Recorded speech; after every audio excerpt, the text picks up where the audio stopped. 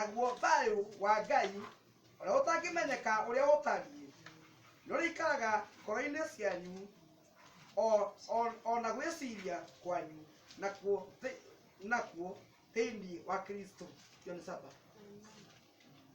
Amen. Shiro, utasoma English version. Don't worry about anything, but in all your prayers, ask God for what you need. Always asking Him with a thankful heart. 7. And God's peace, which is far beyond human understanding, will keep your heart and mind safe in union with Christ Jesus. Amen. Kitu lazima tukubaliane nayo wakati unaomba, kwa wakati mwingine unaweza kosa kupata solution immediately.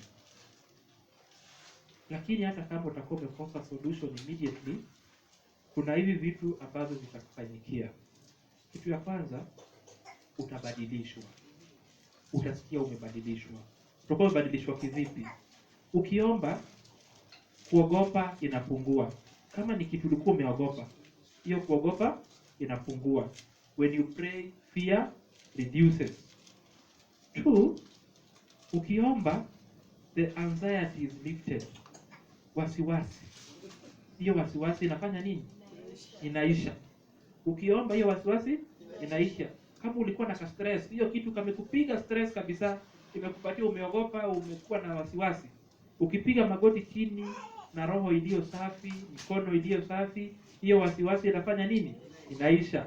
Ya 3, ukiomba, amani inaingia. Unasikianga tu uko na amani. So prayer plus hope that we talked about last week. Prayer plus hope. Ukiomba na ukuwe na tumaini, kuna hiyo amani. Unaweza kuwa unaomba umelala njaa hadi njaa inakuwa sister yako ama brother yako. Lakini ukiomba na ukuwe na tumaini, unasikianga tu uko na amani fulani. So prayer brings peace. Prayer brings peace. Maombi inaleta amani. So hiyo ni importance number 3. So tumeongelelea mambo muhimu matatu about maombi. Ya kwanza tumesema maombi inatuconnect na nani? Na Mungu. Through prayers we get connected with God. 2, tumesema maombi ina release God's power. Nguvu ya Mungu inatokana tukiomba. Ya 3, tumesema maombi inaleta nini? Amani. Mpaka hapo kuna mtu iko na swali? Bwana asifiwe. So when you are persistent in prayer, you pray every day without stopping. Hata kama uoni results, hata kama uoni breakthrough, ujue delay is not denial. Okay? Mungu anaweza kujibu leo, kesho, hiyo kesho ingine. Sivyo?